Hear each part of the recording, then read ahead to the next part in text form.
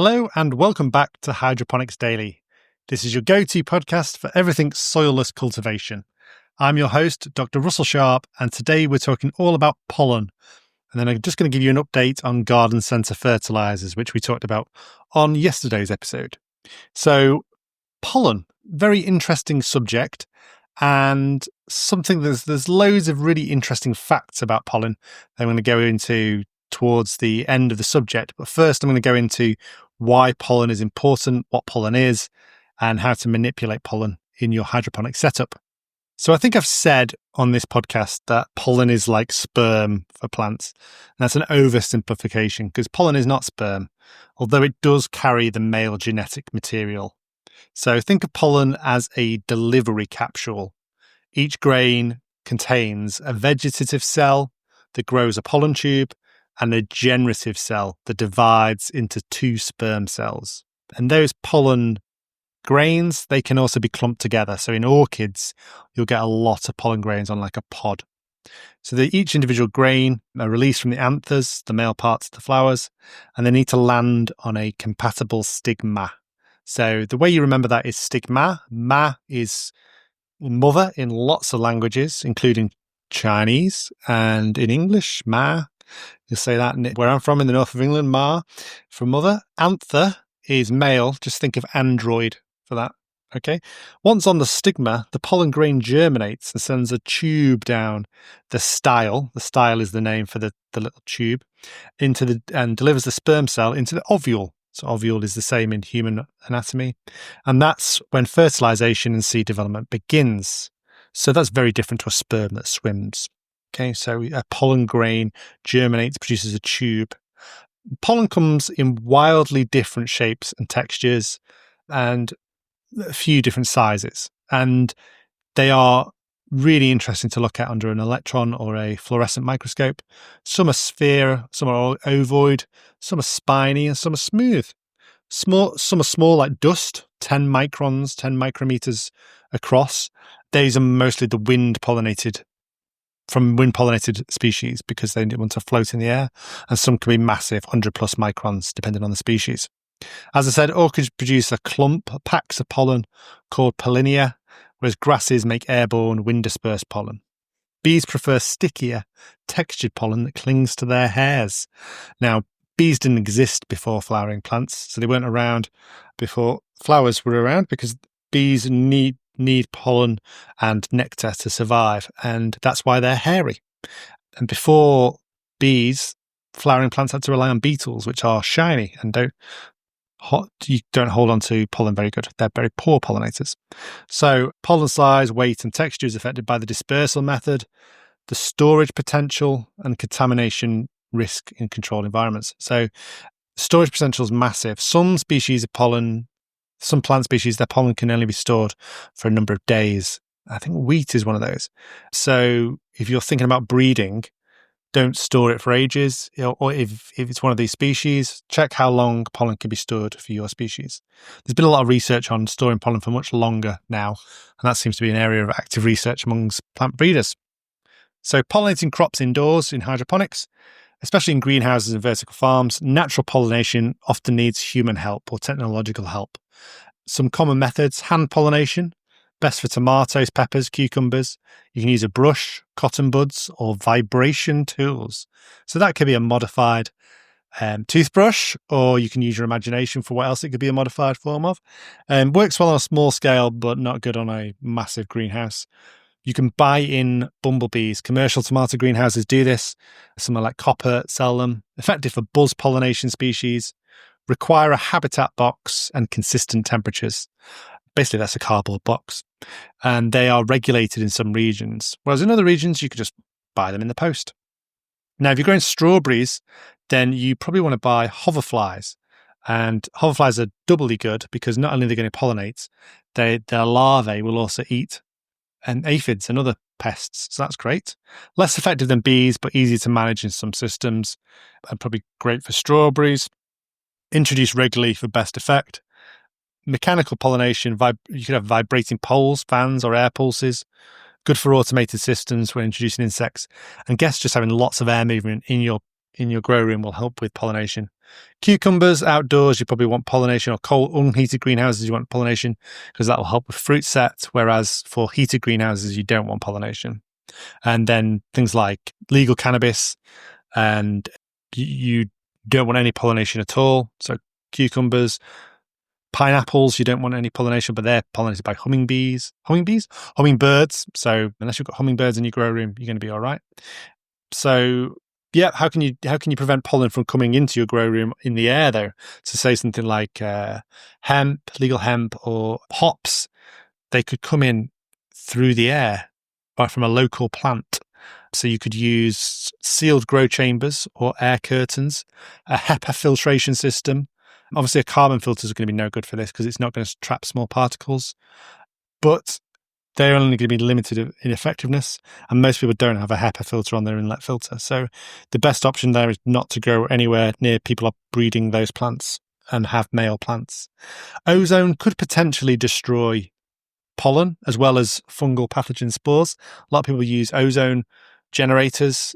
Could degrade pollen viability, but it's difficult in a growing environment, and the ozone could damage the plant tissues and damage your lung tissues as well and your eyes. So always use ozone very carefully in a tightly controlled environment. There are now some growers using like peroxide generating misters, but again, that might help with pollen, degrading pollen. But again, I wouldn't want to be in an environment that's got peroxide in the air. So there's no foolproof method of preventing pollen. If you've got people with male plants in your area, then you could get pollination if that's undesirable in your crop. Where is pollen also useful for? It's not just a plant thing. Detectives, police use pollen. So forensic science, pollen is species specific and incredibly durable. So it might not survive, but the actual pollen grain will stay intact for a long time. So criminals have been placed at crime scenes via unique pollen signatures stuck to their clothing or cars, especially if they've moved from somewhere with a rare plant type to somewhere where those plants don't grow near their house. That's a great way of putting you at the scene of a crime. Pollen traces can reveal origin of illicit goods or even drugs and fake documents. Safes and currency, this is my favorite. Some high-end banknotes and vaults are coated with traceable pollen signatures to tag them, the stolen items. So when you drill into a safe, you might think, hooray, I'm great, getting all these banknotes out, but you're actually covering yourself in one specific pollen that could be used in court to put you at the scene of that bank heist. So that's really interesting. And pollen cores help scientists reconstruct ancient climates and plant life going back thousands of years. So you can look at so scientists do like ice cores to look at CO2 levels. They do dendrochronology, where they look at tree rings to look at how the environment changed. And they also look at pollen cores to see how plant species in that environment changed throughout the years. So if you suddenly had loads of cacti in a sediment, then you know that it was pretty hot. Whereas if you had lots of Arctic willow pollen, then you knew it was going to be pretty cold at that time point when that sediment was laid down. So, and then also, I just want to talk about ginkgo and cycads. So ginkgo, the maidenhair tree, and cycads, a primitive plant that grows in Africa. Like other seed plants, male ginkgos and cycads produce cones, so a bit like a conifer, but they produce pollen grains which serve to carry the male sperm cells towards the female ovules. But the difference here is that the sperm cells are flagellated and motile, so they are like sperm. And in fact, cycads can be particularly large. And I've been to the tree in Tokyo Botanical Gardens where it was discovered that ginkgos produce sperm. So inside the pollen grains of ginkgos and cycads is a large coiled sperm cell with flagella, basically tails, and that swim to the egg once released. So they're obviously going to need a wet surface to do that.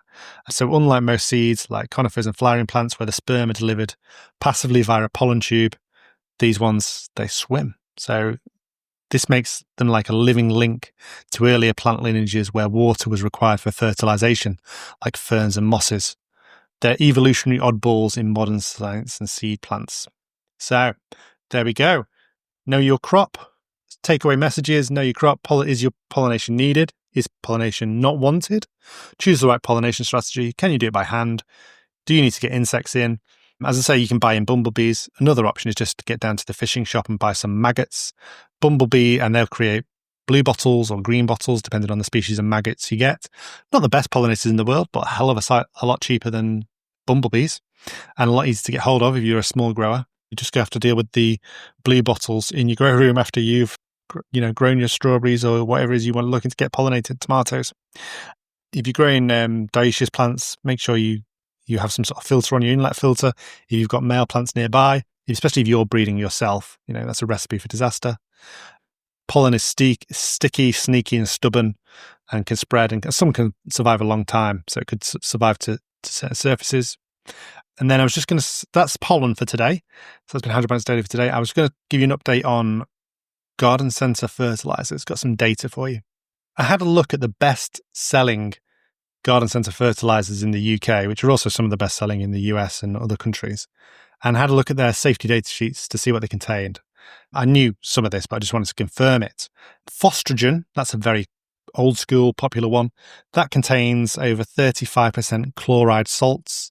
We said that chloride salts were the cheapest and most inferior form of fertilizer, and so they contain most of their fertilizer ingredients is this inferior form for phostrogen, which some growers think of as being like, top end fertilizer.